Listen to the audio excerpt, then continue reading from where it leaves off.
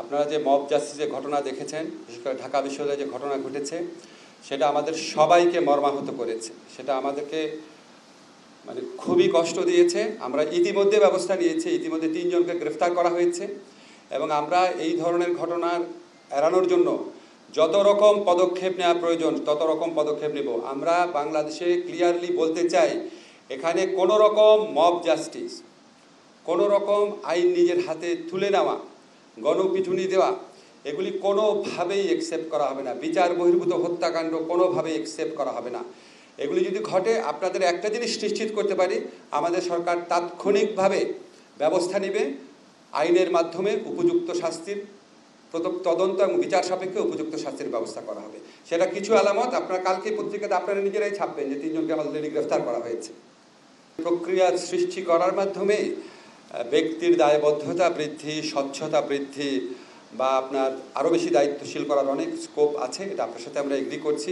আমরা ইনফ্যাক্ট সারা জীবন সংস্কার নিয়ে কাজ করেছি। কিছুদিন আগেও আমি জাস্ট সিভিল সোসাইটির অংশ ছিলাম। বদিউল আলম মজুমদার ভাই আছেন, মাহফুজের অনেক চিন্তাভাবনা আছে, তার বইও আছে, দেখবেন এসব ব্যাপারে। অবশ্যই আমি আপনার সাথে একমত। প্রক্রিয়া অবশ্যই আমরা যতটুকু প্রক্রিয়ার মাধ্যমে নিশ্চিত করা যায় সেটা আমরা করব, বাট এটার সাথে সাথে ব্যক্তিরাও ইম্পর্টেন্ট বলে মনে করি। আমাদের যে আরও সংস্কার কমিশন আছে, এই সংস্কার কমিশনগুলো কিন্তু এই সংস্কার কমিশনের রেজাল্টের জন্য ওয়েট করবে না। আপনারা দেখবেন স্যার বিদেশ থেকে আসার পরপরই শিক্ষা, স্বাস্থ্য, তারপর স্থানীয় শাসন, এই সমস্ত বিভিন্ন প্রসঙ্গে আমাদের সংস্কার কমিশন কাজ শুরু করবে। আর সংস্কার কমিশনের প্রস্তাবের ভিত্তিতে কিছু কিছু প্রস্তাব থাকবে আমরা তাৎক্ষণিকভাবে করতে পারবো, কিছু কিছু প্রস্তাব থাকবে মধ্যমেয়াদী, কিছু কিছু থাকবে দীর্ঘমেয়াদী, কিছু কিছু হয়তো প্রস্তাব থাকবে হয়তো যেটা আগামীতে নির্বাচনে বিজয়ী সরকারের জন্য থাকবে। আমরা আসলে প্রস্তাবটা না পাওয়া পর্যন্ত কিছু বুঝতে পারছি না। তবে কিছু বুঝতে পারছি না ক্লিয়ারলি আপনাকে বলতে পারছি না ঠিক কোনটা কতদিন হবে, কারণ আমি তো জানি না এখানে কী সুপারিশ আসছে। তবে আপনাকে একটা জিনিস বলতে চাই, এমনি এটা খুব আপনাদের রেলিভেন্ট মনে হতে পারে, এমনি আমাদের মধ্যে এই আলোচনাটা হয়েছে।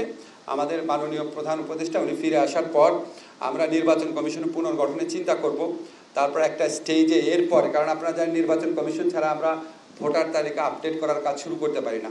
এরপরে ভোটার তালিকা আপডেট করার চিন্তা করব। আমাদের কর্মকাণ্ডের মাধ্যমে আপনারা বুঝতে পারবেন আমরা শুধু সংস্কার ভাবনায় নিজেদেরকে আবদ্ধ রাখবো না, তার সাথে সাথে রিয়েল অ্যাকশন যেটা সুষ্ঠু অবাধ নির্বাচনের জন্য, রাষ্ট্র সংস্কারের জন্য, ফ্যাসিবাদী শাসন ব্যবস্থার সম্ভাবনা বিলোপ করার জন্য যেই সমস্ত প্র্যাকটিক্যাল কাজ আছে সেটার কাজগুলো আমরা পাশাপাশি করতে থাকি।